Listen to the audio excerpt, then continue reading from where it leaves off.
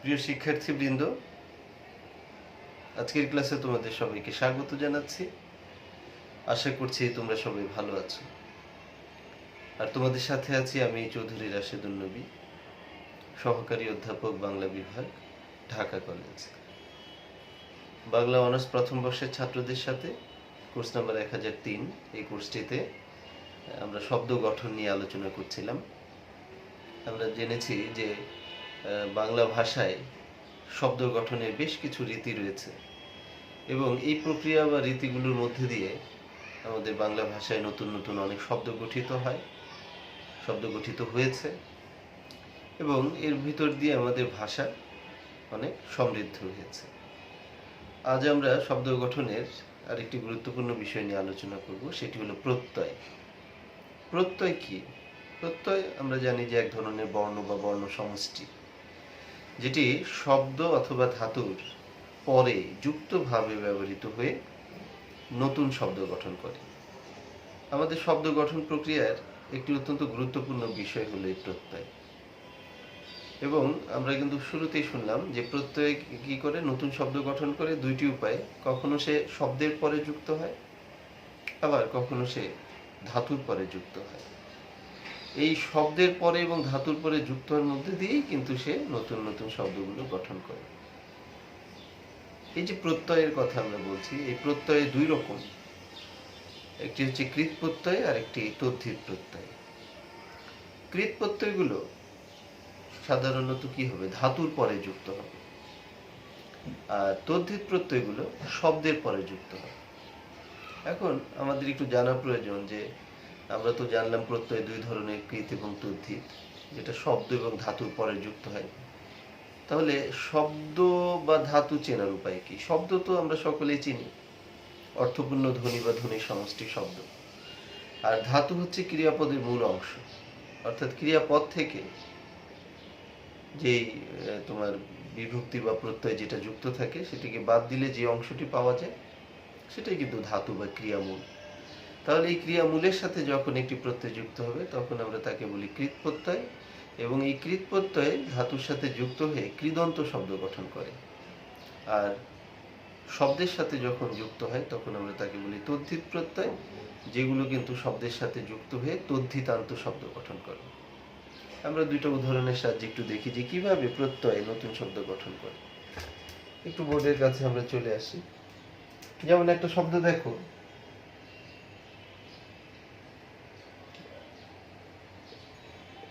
লাজ যোগ উক, তাহলে হয় লাজুক। তাহলে এখানে এই যে একটি শব্দ, এই শব্দটির পরে একটি প্রত্যয় যুক্ত হলো, এটি হচ্ছে শব্দ, এবং তারপরে একটি প্রত্যয় যুক্ত হলো।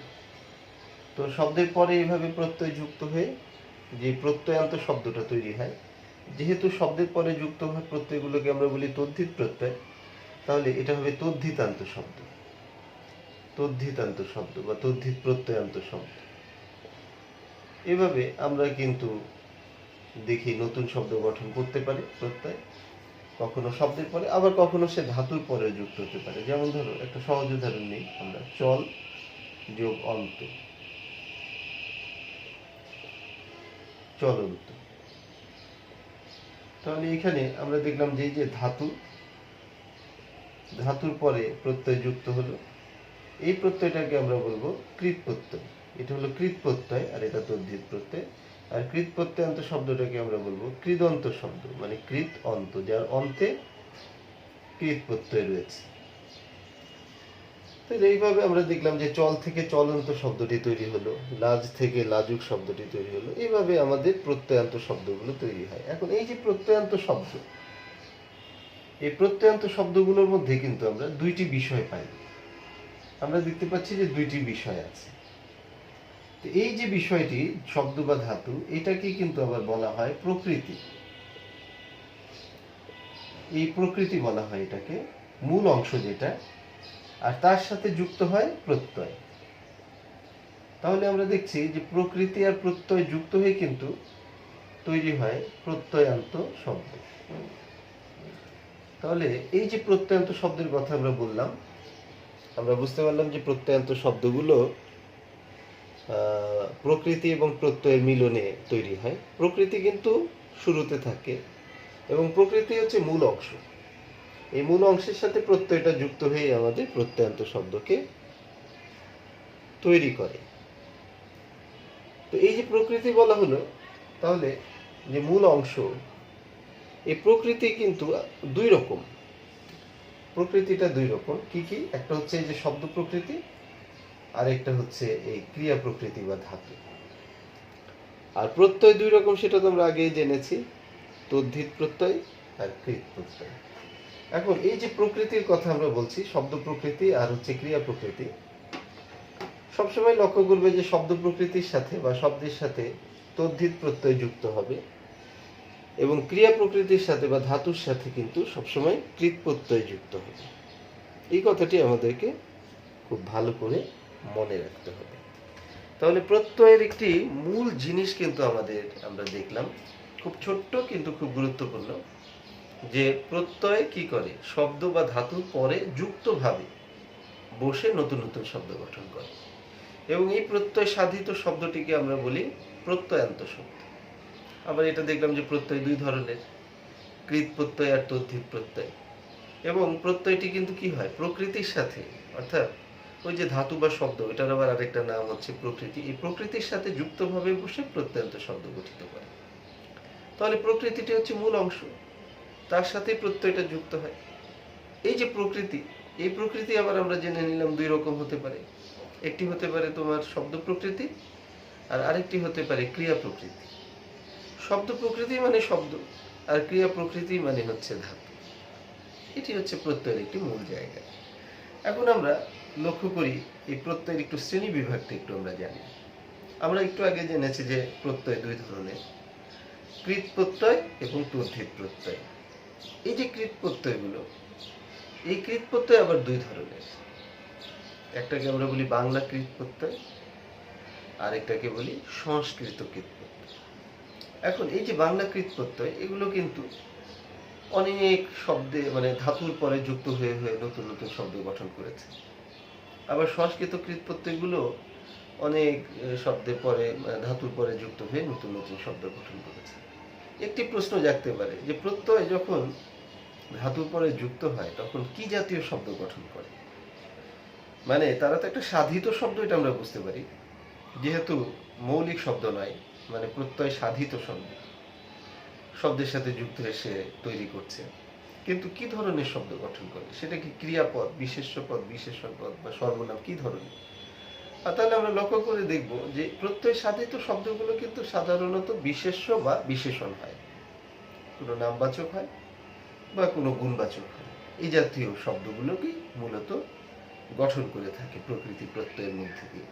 আমরা কিন্তু নবম দশম শ্রেণী এবং এইচএসসি শ্রেণীতে এক একটি প্রত্যয় ধরে ধরে আলোচনা করেছি। অনার্স পর্যায়ে হয়তো ততটা আমরা ধরে ধরে আলোচনা করব না, তবে দুই একটি উদাহরণ বা কিছু, দুই একটি না বলে আরেকটু বেশি আমরা প্রয়োজনীয় কিছু উদাহরণ দেখার চেষ্টা করব। তাহলে আমরা একটু বোর্ডের কাছে এসে দেখি। আমি বলছিলাম কৃত প্রত্যয়ের কথা। তো এটা আমরা জেনেছি যে কৃত প্রত্যয়টি দুই রকম। এই কৃত প্রত্যয় দুই প্রকার। কি কি আমরা দেখেছি? বাংলা কৃত প্রত্যয়, আর আমরা পেলাম সংস্কৃত কৃত প্রত্যয়। বাংলা কৃত প্রত্যয় এবং সংস্কৃত কৃত প্রত্যয়। এখন এই উভয় রকম প্রত্যয় কিন্তু শব্দের পরে যুক্ত হয়ে নতুন নতুন শব্দ তৈরি করে আমাদের ভাষাকে সমৃদ্ধ করছে। তো আমরা কিছু উদাহরণের সাহায্যে দেখব যে বাংলা কৃত প্রত্যয় কিভাবে শব্দের পরে যুক্ত হয় বা সংস্কৃত কৃত প্রত্যয় বা কিভাবে শব্দের পরে যুক্ত হয়, এবং এদের আবার উল্লেখযোগ্য কিছু বৈশিষ্ট্য আমরা দেখার চেষ্টা করব। দেখো, এই যে তোমার একটি শব্দ আমি যদি এখানে দেখি, বহ যোগ তা, তাহলে হচ্ছে বহতা। এখানে এই তা কিন্তু একটি বাংলা কৃত প্রত্যয়। এটি কি করেছে? একটি বিশেষণ পদ গঠন করেছে। আমরা বলেছিলাম, আমি একটু আগে বলেছি যে প্রত্যয়গুলো বিশেষ্য বা বিশেষণ পদ গঠন করে। তাহলে এখানে তা প্রত্যয়টা তোমার একটা বিশেষণ পদ গঠন করেছে। বহতা, বহমান নদী। তুমি যদি আরেকটি উদাহরণ দেখো, যেমন মর এটা ধাতু, যেহেতু ধাতু চিহ্ন হবে। মর্যোগ ইয়া, মরিয়া, মরিয়া মানে প্রাণপণ চেষ্টা করে। সাফল্য লাভের জন্য তিনি মরিয়া হয়ে চেষ্টা করছেন। তাহলে এখানে মরিয়াটা কিন্তু একটা অ্যাডজেক্টিভ। তাহলে আমরা দেখব যে প্রত্যয়গুলো কিন্তু বিশেষণ পদ গঠন করে। আরো উদাহরণ আছে, তুমি যদি আরেকটি উদাহরণ দেখতে চাও, যেমন ডুব যোগ অন্ত, ডুবন্ত, তাহলে এটি কিন্তু একটি বিশেষণ পদ গঠন করলো। তাহলে আমরা দেখলাম ধাতুর সাথে প্রত্যয় যুক্ত হয়ে কিন্তু কখনো বিশেষণ পদ গঠন করতে পারে। আরেকটা কথা আমরা শুনেছি যে কখনো আবার সেটা কি বিশেষ্য পদও গঠন করতে পারে। তো বিশেষ্য পদের দুই একটা উদাহরণ দেখো, যেমন তুমি যদি একটা শব্দ দেখো, শুন যোগ আনি, তাহলে শুন একটি ধাতু, ধাতু চিহ্ন হবে। শুন যোগ আনি যদি আমরা বলি তাহলে হয় কি শুনানি। এটা একটা নাম, বিশেষ্য পদকে গঠন করছে। তারপরে আমরা যদি আরেকটি উদাহরণ দেখি আরেকটু বোঝার জন্য, যেমন কাঁদ যোগ না, কান্না, তাহলে আমরা দেখছি যে কান্না এটা একটা বিশেষ্য পদ গঠন করছে। এইভাবে কিন্তু আমরা দেখব যে বিশেষ্য পদকে গঠন করতে পারে বিশেষণ পদকে। তিনটা করে উদাহরণ আমরা আগে দিয়েছিলাম, এখানেও তিনটাই দিই। রাত যোগ না, রান্না, তাহলে এগুলো সব কান্না, রান্না, শুনানি, এগুলো কিন্তু বিশেষ্য পদ। সুতরাং আমরা দেখছি যে প্রত্যেকগুলো কখনো কখনো বিশেষ্য পদ গঠন করে, কখনো কখনো বিশেষণ পদ গঠন করে। কিছু প্রত্যয় আছে তারা আবার বিশেষ্য এবং বিশেষণ দুই রকমই করতে পারে। যেমন আমরা যদি একটি উদাহরণ দিই এখানে, রসু প্রত্যয়, তাহলে দেখো এই ঝাড় যোগ উ, এটা হয় কি ঝাড়ু। এটা ঝাড়ু একটা দ্রব্য, দ্রব্যের নাম বোঝাচ্ছে। তাহলে ঝাড়ু দিয়ে আমরা কি ঘর পরিষ্কার করি, তো ঝাড়ু একটা কিন্তু বিশেষ্য পদ, একটা জিনিসের নাম। আবার তুমি যদি বলো উর যোগ উ,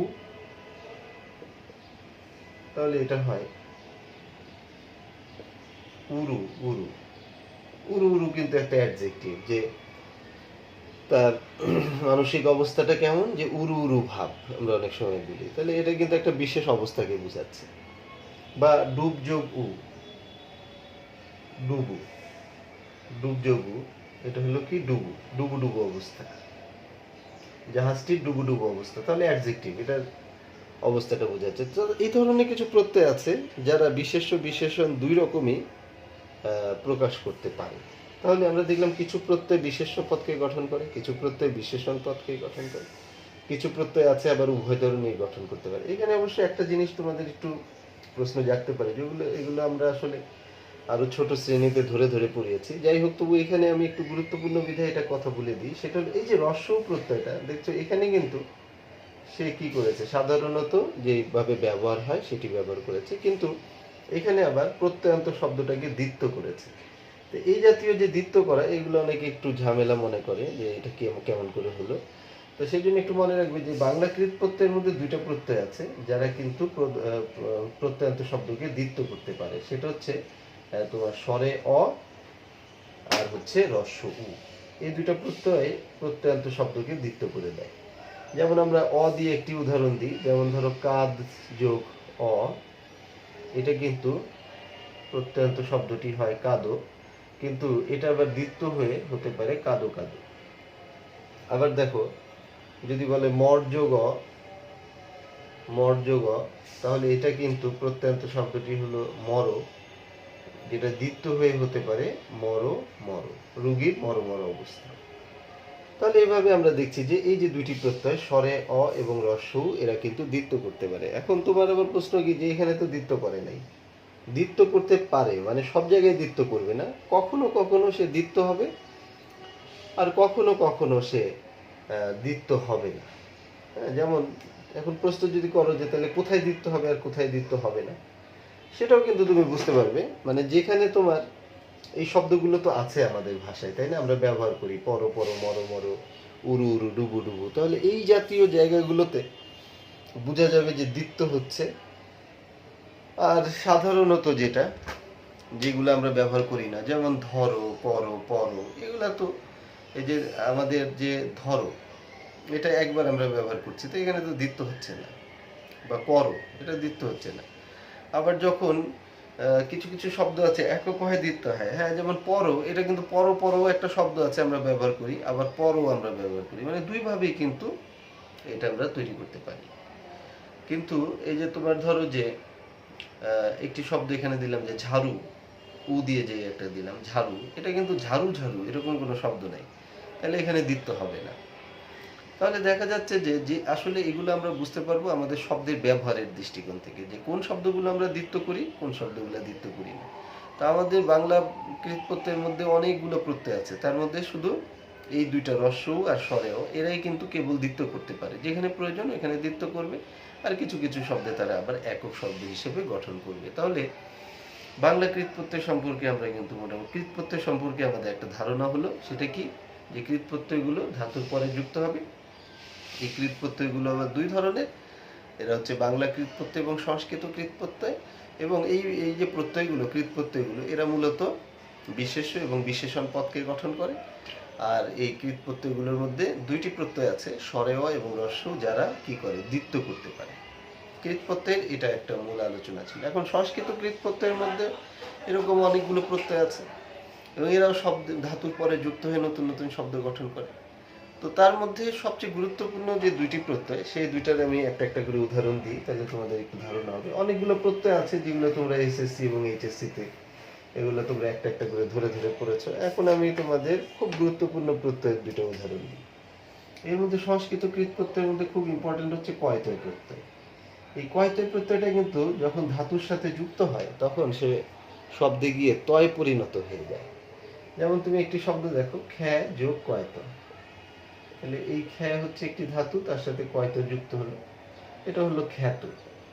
এইভাবে জ্ঞা যোগ কয়ত, কয়তয় থাকলে ত হবে, তাহলে এটা হলো জ্ঞাত।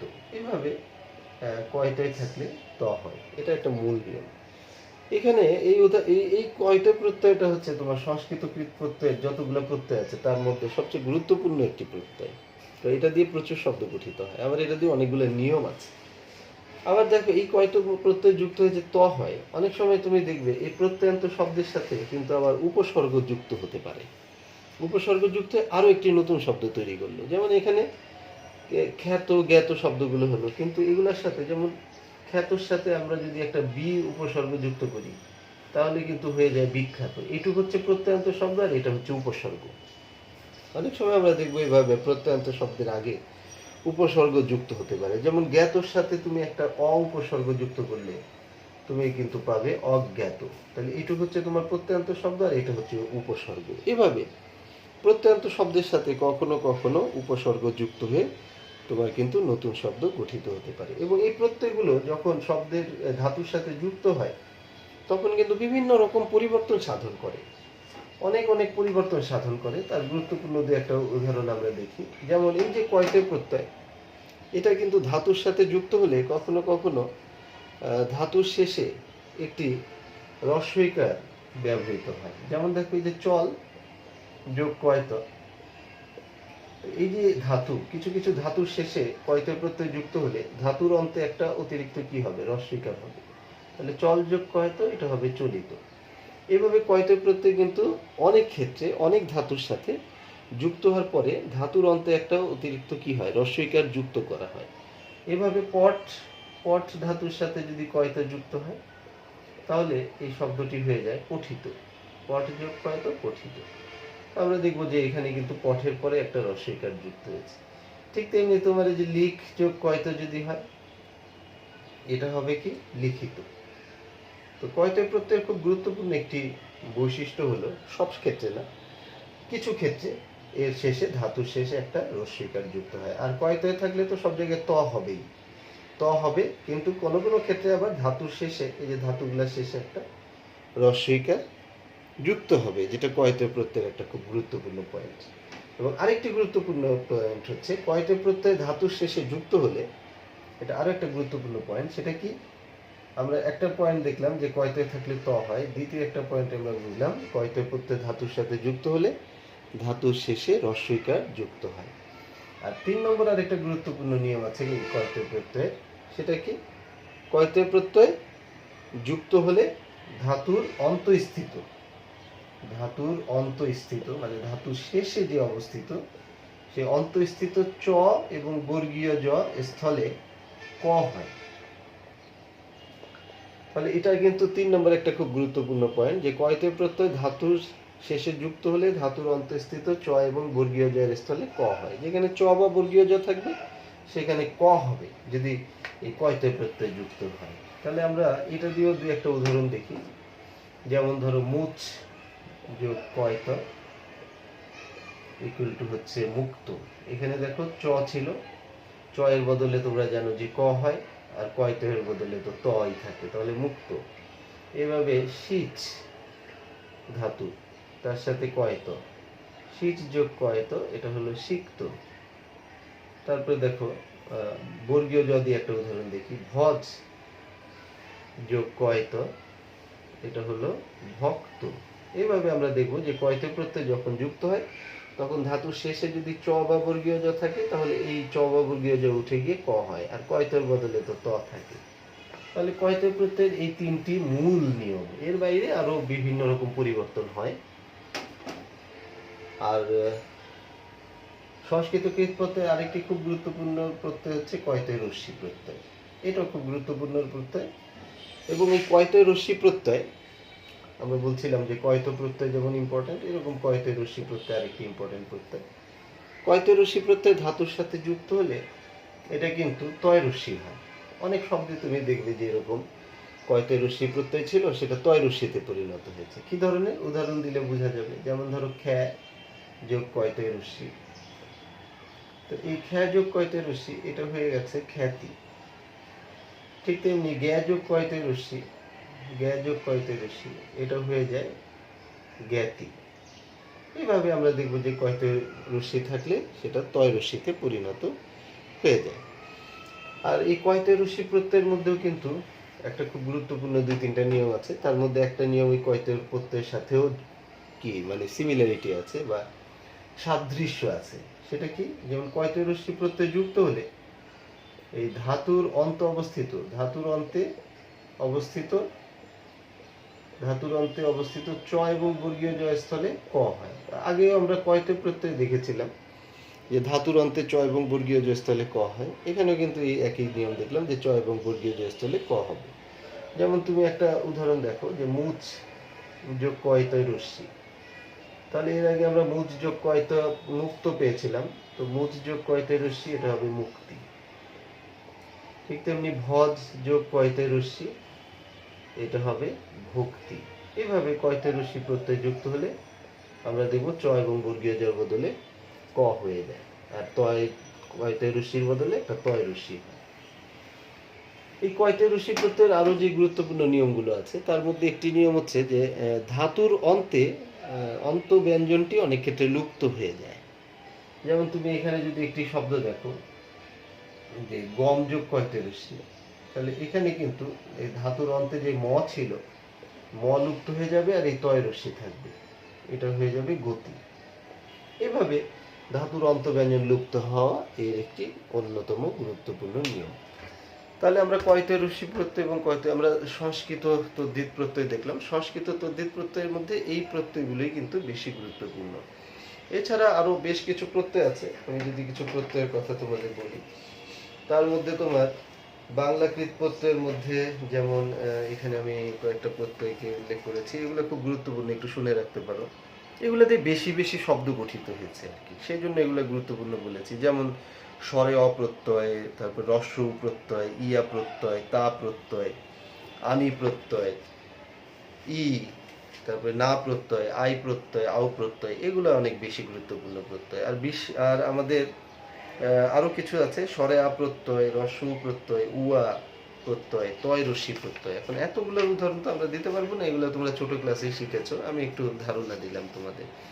অনা প্রত্যয়, আনি প্রত্যয়, আল প্রত্যয়, এগুলো মূলত গুরুত্বপূর্ণ। আর সংস্কৃতের মধ্যে সবচেয়ে ইম্পর্টেন্ট বা সবচেয়ে বেশি শব্দ গঠন করে কয়তয় প্রত্যয় এবং কয়তয় রস্যি প্রত্যয়, সেই দুইটা নিয়ে আলোচনা আমরা করলাম। তারপরে অন্যান্য গুরুত্বপূর্ণ প্রত্যয়গুলোর মধ্যে যা যা আছে সেগুলো একটু তোমাদের আমি যদি নামগুলো শুনাই, তার মধ্যে রয়েছে তব্য প্রত্যয়, যেমন এই যে কি যোগ দ্রব্য কর্তব্য, ধা যোগ দ্রব্য ধাতব্য। অনীয় প্রত্যয়, কি যোগ অনীয় করণীয়। ত্রিচ প্রত্যয়, ত্রিচ প্রত্যয়ের আবার একটা গুরুত্বপূর্ণ পয়েন্ট আছে, ধাতুর সাথে যুক্ত হলে এটি তা হয়ে যায়। হ্যাঁ, যেমন দা যোগ ত্রিচ দাতা, মা যোগ ত্রিচ মাতা, তাহলে ত্রিচ থাকলে তা হয়ে যায়। আরেকটি গুরুত্বপূর্ণ প্রত্যয় আছে নক প্রত্যয়, যেটা আবার ধাতুর সাথে যুক্ত হলে অক হয়। যেমন ক্রি যোগ নক কারক, তারপরে তোমার নি যোগ নক নায়ক, লিগ যোগ নক লেখক, গই যোগ নক গায়ক, এইভাবে কিন্তু নক থাকলে অক হয়ে যায়। এই প্রত্যয়টা গুরুত্বপূর্ণ আছে। আর কিছু প্রত্যয় আছে সংস্কৃত কৃতির মধ্যে, যেমন ইষ্ণু প্রত্যয়, চল যোগ ইষ্ণু চলিষ্ণু, ক্ষয় যোগ ইষ্ণু ক্ষয়িষ্ণু। বর প্রত্যয়, ইস যোগ বর ঈশ্বর, নস যোগ বর নশ্বর, ভাস যোগ বর ভাস্বর। আরেকটি প্রত্যয় গুরুত্বপূর্ণ হচ্ছে সাঞ্চ প্রত্যয়। এই সাঞ্চ প্রত্যয় আবার কি ধাতুর সাথে যুক্ত হলে মান হয়ে যায়।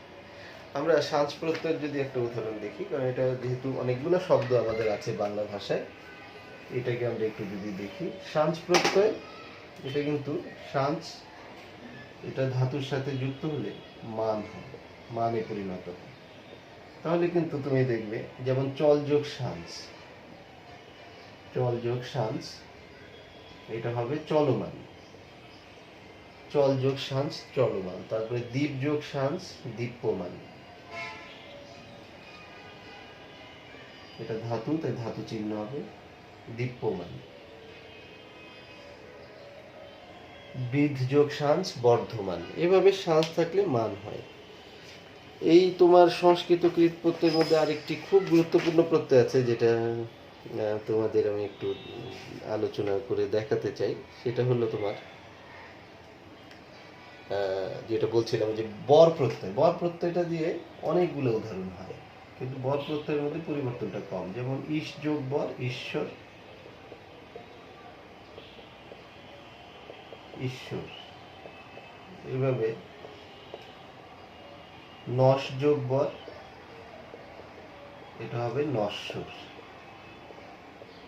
তাহলে একটা জিনিস আমাদের একটু খেয়াল রাখতে হবে, যে কখনো কখনো কিন্তু প্রকৃতি প্রত্যয় যুক্ত হওয়ার পরে প্রত্যয়ন্ত শব্দটার মধ্যে আমরা দেখি যে এই প্রকৃতিটা পরিবর্তিত হয়ে আসে। এই যে প্রকৃতির যে পরিবর্তনটা, এই পরিবর্তনটা অনেক সময় আমাদের কাছে একটু কঠিন বা কষ্টসাধ্য মনে হয়, কিন্তু অন্যান্য ক্ষেত্রে, অর্থাৎ যেগুলোর মধ্যে প্রকৃতিটা তেমন পরিবর্তন হয় না, সেগুলো কিন্তু অত বেশি কঠিন লাগে না। তাহলে তোমার বাংলা কৃত প্রত্যয়গুলোর মধ্যে প্রকৃতির মধ্যে পরিবর্তনটা খুব কম প্রত্যয়ন্ত শব্দে, এই জন্য তো তেমন কষ্টসাধ্য হয় না। কিন্তু সংস্কৃত অংশের মধ্যে একটু পরিবর্তনটা বেশি পাওয়া যায়, সেই জন্য সেটা একটু কষ্টসাধ্য মনে হয়।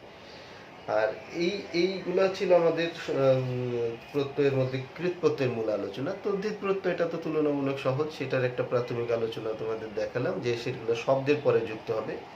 আর এই তদ্ধিত প্রত্যয়গুলো কিন্তু তিন ধরনের হয়, সেটা হচ্ছে বাংলা তদ্ধিত প্রত্যয়, সংস্কৃত তদ্ধিত প্রত্যয়, আর বিদেশি তদ্ধিত প্রত্যয়। তো মূলত তদ্ধিত প্রত্যয়গুলোর মধ্যে কি হবে, শব্দের পরে এরা যুক্ত হবে। যেমন ওই যে আমি একটা উদাহরণ দিয়েছি, লাজ যৌগুক, মিথ্যা যৌগুক মিথ্যুক, বাঘ যোগা বাঘা। হ্যাঁ, এই শব্দগুলো হচ্ছে কি তো শব্দের পরে যুক্ত হয়েছে তদ্ধিত প্রত্যয়গুলো। তার মধ্যে বাংলা তদ্ধিত প্রত্যয়ের গুরুত্বপূর্ণ কিছু উদাহরণ তোমাদের আমি একটু যদি বলি, যেমন আ প্রত্যয়, আ দিয়ে দেখো বাঘ যোগা বাঘা, ডিঙি যোগা ডিঙা। রস্বই প্রত্যয়, সরেয়া রস্বই আই, আই প্রত্যয়, ঢাকা যোগাই। তো দেখো এখানে ঢাকা একটা শব্দ, তার সাথে আই প্রত্যয় যুক্ত হয়েছে, ঢাকাই পাবনাই। তারপরে চোরাই, এই শব্দগুলো। তারপরে আমি প্রত্যয় আছে, এটা গুরুত্বপূর্ণ বলতে, পাগল যোগ আমি পাগলামি, ফাজিল যোগ ফাজিল যোগ আমো ফাজলামো, আমো আমো প্রত্যয় আমি প্রত্যয়। তারপরে দেখো রস্বই দীর্ঘই দুইটা প্রত্যয় আছে। এই রস্বই দীর্ঘ প্রত্যয়টা কিন্তু বেশ অনেক শব্দে আছে, এই জন্য আমি এটা একটু যদি উদাহরণে দেখাই। রস্বই দীর্ঘ প্রত্যয়টা মূলত তুমি শব্দের মধ্যেই পাবে। শব্দের শেষে যদি রস্বই যুক্ত থাকে তাহলে বুঝবে যে রস্বই প্রত্যয় আছে।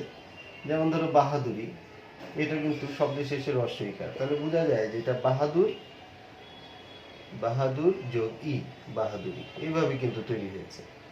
আবার যেটা কিন্তু দীর্ঘইকার শব্দের শেষে, সেটা কিন্তু দীর্ঘই প্রত্যয়। দোকানি, এটা হবে কি দোকান, দোকান যোগ দীর্ঘই দোকানি। তাহলে আমরা এই রস্বই দীর্ঘই প্রত্যয় দিয়ে প্রচুর শব্দ পাবো, এবং এটা কিন্তু আমরা বুঝবো যে যখন রস্বই প্রত্যয় যুক্ত হবে তখন রস্বইকার হবে, যখন দীর্ঘ প্রত্যয় যুক্ত হবে শব্দের শেষে দীর্ঘইকার হবে। তো বাংলা তদ্ধিত প্রত্যয়ের মধ্যে আরো গুরুত্বপূর্ণ গুলোর মধ্যে রয়েছে ইয়া প্রত্যয়, যেমন জাল যোগ ইয়া জেলে, তারপর উয়া প্রত্যয় গা যোগ উয়া গেও, উক প্রত্যয় আছে মিথ্যা যোগ উক মৃত্যু, তারপরে তোমার আল প্রত্যয় আছে লাঠি যোগ আল লাঠিয়াল, তারপরে উড়িয়া প্রত্যয় কাঠ যোগ উড়িয়া কাঠুরিয়া। এইভাবে কিন্তু এই প্রত্যয়গুলো গুরুত্বপূর্ণ। আর কিছু আছে আমাদের সংস্কৃত তদ্ধিত প্রত্যয়, সেগুলোর মধ্যে গুরুত্বপূর্ণ আছে ইত প্রত্যয় কুসুম যোগ ইত কুসুমিত, ইমন প্রত্যয়। ইমন প্রত্যয়টা আবার শব্দের সাথে যুক্ত হলে ইমা হয়ে যায়, যেমন নীল যোগ ইমন নীলিমা, মহৎ যোগ ইমন মহিমা ইত্যাদি। তারপরে দেখো ইষ্ঠ প্রত্যয় লঘু যোগ ইষ্ঠ লঘিষ্ঠ, গুরু যোগ ইষ্ঠ গরিষ্ঠ। এগুলো গুরুত্বপূর্ণ প্রত্যয়ের কিছু কিছু একটা করে উদাহরণ দিচ্ছি। এরপরে ইন প্রত্যয় আছে, তা প্রত্যয়, তা প্রত্যয় দিয়ে অনেক শব্দ হয়, শত্রুযুক্তা শত্রুতা বন্ধুযুক্তা। তয় বয় প্রত্যয় বন্ধুত্ব শত্রুত্ব, তর প্রত্যয় তম প্রত্যয়, তাই না, তর গুরু যোগ তর গুরুতর, প্রিয় যোগ তম। খুব গুরুত্বপূর্ণ একটা প্রত্যয় আছে নিন প্রত্যয়। নিন প্রত্যয়টা যদি আমরা একটু দেখি তাহলে একটু বোধহয় ভালো হবে, কারণ এটা দিয়ে অনেক শব্দ হয়। এই নিন প্রত্যয় আবার শব্দের সাথে যুক্ত হলে কিন্তু ইন হয়ে যায়। নিন নিন যেখানে থাকে সেখানে হয় ইন। যেমন ধরো নব যোগ নীল, এটা এই যে ন লুপ্ত হয়ে যায় দীর্ঘইকারটা থেকে যায়, তাহলে হয় কি নবীন। এভাবে নিন থাকলে ইন হয়। সর্বজন যোগ নিন সর্বজনীন, কুল যোগ নিন কুলিন। এরকম নিন প্রত্যয়ের মধ্যে আরেকটি প্রত্যয় আছে নিয় প্রত্যয়, এটাও কিন্তু একই রকম, তোমার ন লুপ্ত হয়ে যায় ইয় হয়ে যায়, লুপ্ত ন লুপ্ত হয়ে ইয় হয়ে যায়। যেমন জল যোগ নিয় জলীয়, বর্ষ যোগ নিয় বর্ষণীয় বর্ষীয়, বায়ু যোগ নিয় বায়বীয়। এভাবে তোমার প্রত্যয়গুলো গঠিত হয়। গুরুত্বপূর্ণ দুইটা প্রত্যয় আছে, একটা হলো বতুপ। বতুপ প্রত্যয়টা আবার শব্দের সাথে যুক্ত হলে বান হয়ে যায়। হ্যাঁ, যেমন গুণ যোগ বতুপ গুণবান, দয়া যোগ বতুপ দয়াবান।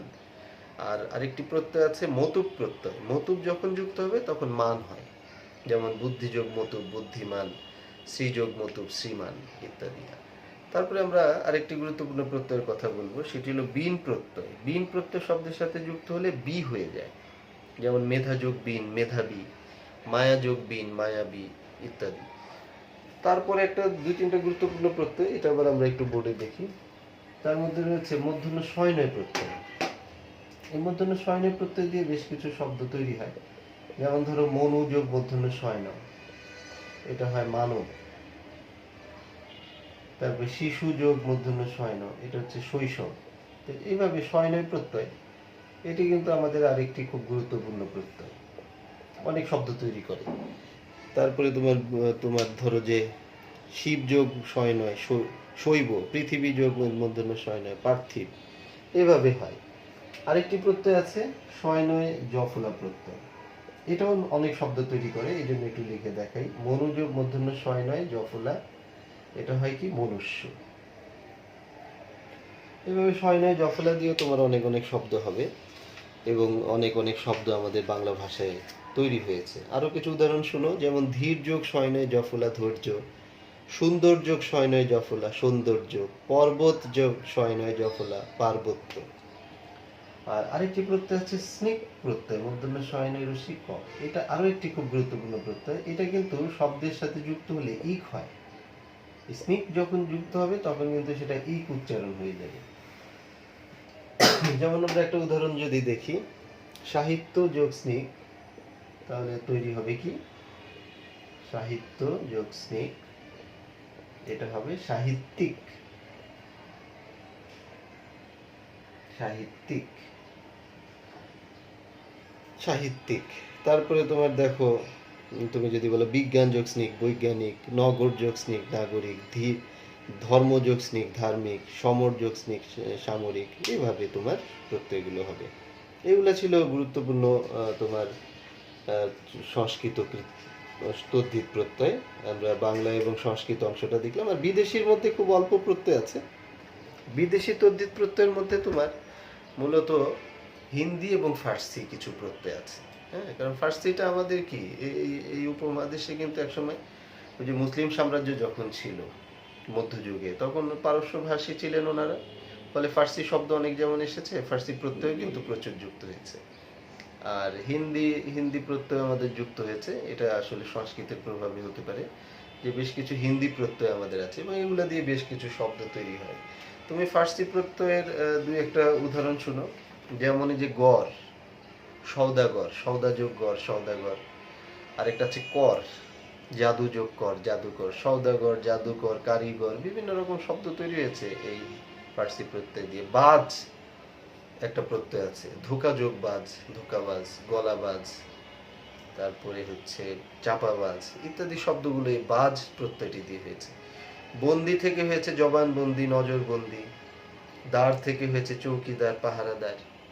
আরেকটি হচ্ছে কি সই প্রত্যয়, সই প্রত্যয় থেকে চলনসই, জুৎসই, টেকসই ইত্যাদি শব্দগুলো কিন্তু তৈরি হয়েছে। আর আমাদের বিদেশি প্রত্যয়ের মধ্যে এই যে হিন্দি প্রত্যয়ের যেটার কথা বলছিলাম, তার ভিতরে ওয়ালা, ওয়ালা একটি প্রত্যয় আছে, ওয়ালা থেকে আলা হয়, যেমন বাড়িওয়ালা, তারপরে তোমার সবজিওয়ালা, তরকারিওয়ালা, রিক্সাওয়ালা। আমরা ওয়ালা দিয়ে তো কত শব্দ তৈরি করেছি, তাই না? এই সব ওয়ালা প্রত্যয়টা কিন্তু হিন্দি ভাষা থেকে আসা।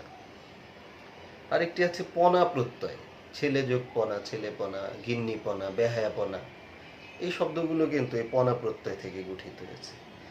গুরুত্বপূর্ণ আরেকটি প্রত্যয় হিন্দির ভিতরে ওয়ান, ওয়ান থেকে আন হয়, যেটা যেমন দার যোগ ওয়ান, দারওয়ান। আর আরেকটি প্রত্যয় আছে আমাদের আনা প্রত্যয়, বিবি যোগ আনা, বিবি আনা। আনি প্রত্যয় আছে একটা, হিন্দু যোগ আনি, হিন্দু আনি, আচরণ অর্থে প্রকাশ করছে। আর সবশেষে যেটা আরেকটা প্রত্যয় সা, পানি যোগ সা, পানসা, পানি যোগ সে, পানসে। এভাবে আমরা দেখব হিন্দি এবং ফার্সি প্রত্যয়গুলো আমাদের বিদেশি তদ্ধিত প্রত্যয়ের মধ্যে মূলত বেশি। এখন এই প্রত্যয় সাধিত শব্দগুলো তাহলে আমরা মূলত দেখলাম যে কিভাবে শব্দগুলো তৈরি হয়। আমরা যদি খুব সংক্ষেপে আবার একটু দেখি, প্রত্যয় তাহলে এক ধরনের বর্ণ বা বর্ণ সমষ্টি যারা শব্দ এবং ধাতুর পরে যুক্ত হয়ে নতুন নতুন শব্দ গঠিত করে। আর যখন শব্দের পরে তারা যুক্ত হয় তখন সেই প্রত্যয়গুলোকে আমরা বলি তদ্ধিত প্রত্যয়। যখন ধাতুর পরে যুক্ত হয় তখন আমরা সেই প্রত্যয়গুলোকে বলি কৃৎ প্রত্যয়। তো এই যে কৃৎ প্রত্যয় যুক্ত হওয়া শব্দ সেই কৃদন্ত শব্দ, আর তদ্ধিত প্রত্যয় যুক্ত হওয়া যে শব্দ তদ্ধিতান্ত শব্দ। এই প্রত্যয়গুলো আমরা দেখেছি যে প্রকৃতি বা মূল অংশের সাথে যুক্ত হয়। সেই প্রকৃতি আবার দুই ধরনের, একটা হচ্ছে ধাতু আর একটি শব্দ, যেটা আমরা আগে একাধিকবার বললাম, এবং মূল কথা এটি। এখন এই কৃৎ প্রত্যয়গুলো আবার আমরা শ্রেণী বিভাগ করে দেখেছি, সেটা দুই রকম, বাংলা কৃৎ প্রত্যয় এবং সংস্কৃত কৃৎ প্রত্যয়, যারা কি করে মূলত বিশেষ্য এবং বিশেষণ পদকে গঠন করে। আর তদ্ধিত প্রত্যয় আমরা দেখেছি তিন রকম, সেটা হচ্ছে বাংলা তদ্ধিত প্রত্যয়, সংস্কৃত তদ্ধিত প্রত্যয়, বিদেশি তদ্ধিত প্রত্যয়। এরাও কিন্তু মূলত বিশেষ্য এবং বিশেষণ পদকে গঠন করে। প্রত্যয়ের মূল গঠনটাই কিন্তু সাধারণত বিশেষ্য এবং বিশেষণ পদের সাথে। আবার আমরা সর্বশেষ যেটা দেখলাম যে বিশেষ আমাদের বিদেশি প্রত্যয়, যেটা বিদেশি প্রত্যয়গুলোর মধ্যে তদ্ধিতে মূলত আর আমাদের ফার্সি এবং হিন্দি ভাষার প্রত্যয় বেশি পাওয়া যায়। তাহলে এই ছিল মূলত আলোচনা, খুব গুরুত্বপূর্ণ একটি আলোচনা ছিল, যেটা খুব আমরা বোঝার চেষ্টা করলাম। আশা করি তোমরা বুঝতে পেরেছো।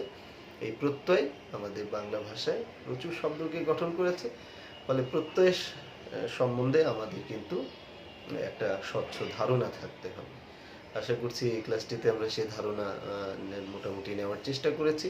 আমরা এসএসসি এবং এইচএসসি পর্যায়ে যেহেতু একেবারে প্রত্যয়গুলো ধরে ধরে পড়ে এসেছি, সেই জন্য আমরা কিন্তু এখন সামগ্রিক একটি ধারণা নিলাম প্রত্যয় সম্পর্কে, এবং আমরা এও বুঝতে পারলাম যে প্রত্যয়গুলো যখন প্রকৃতির সাথে যুক্ত হবে তখন কিন্তু প্রত্যয় সাধিত শব্দে অনেক রকম পরিবর্তন সাধিত হয়। এগুলো বাংলা প্রত্যয়গুলোতে একটু কম হয়, বিদেশি প্রত্যয় একটু কম হয়, কিন্তু এই যে সংস্কৃত যে দুইটা অংশ আছে আমাদের, একটা হচ্ছে আমাদের তোমার সংস্কৃত কৃৎ প্রত্যয়, আরেকটি হচ্ছে তোমার সংস্কৃত তদ্ধিত প্রত্যয়। এই সংস্কৃত অংশগুলোর মধ্যে প্রকৃতির একটু পরিবর্তনটা বেশি হয়, অর্থাৎ প্রত্যয়ান্ত শব্দে গিয়ে তুমি একটু অধিক পরিবর্তন সেখানে পাবে। তাহলে এই ছিল মূলত আমাদের মূল বিষয়। আমরা ওই পরিবর্তনগুলোকে লক্ষ্য রেখে আমরা এই শ্রেণী বিভাগটিও দেখলাম, এবং আমরা এই প্রত্যয় সামগ্রিক আলোচনার পরিপ্রেক্ষিতে আমরা কিন্তু প্রত্যয় সম্পর্কে একটি ধারণা নিয়ে নিলাম। তাহলে তোমার ভিডিওটি তোমার কাছে রইল। তোমার যদি বোঝার ক্ষেত্রে কোনো রকম অসুবিধা হয় তুমি একাধিকবার ভিডিওটি দেখতে পারো, দেখে তুমি সেখান থেকে তোমার ধারণাটিকে পরিষ্কার করে নিতে পারো। আর যদি এই প্রত্যয় সম্পর্কে তোমার কোনো প্রশ্ন জাগে, তাহলে সেটা আমাকে কমেন্ট বক্সে যদি তোমরা জানাও তোমাদেরকে, তাহলে সেই বিষয়গুলো এর পরবর্তী ক্লাসে আমি নিশ্চয়ই জানাতে চেষ্টা করব। তোমরা সবাই ভালো থাকো, সুস্থ থাকো, সুন্দর থাকো, স্বাস্থ্যবিধি মেনে নিজে এবং পরিবারের সবাইকে নিয়ে ভালো থাকো। আগামী ক্লাসে এর পরবর্তী কোনো টপিক নিয়ে আলোচনা করব। সেই ক্লাসটি দেখার আমন্ত্রণ জানিয়ে আজকের ক্লাসটি এখানেই শেষ করছি। আল্লাহ হাফিজ।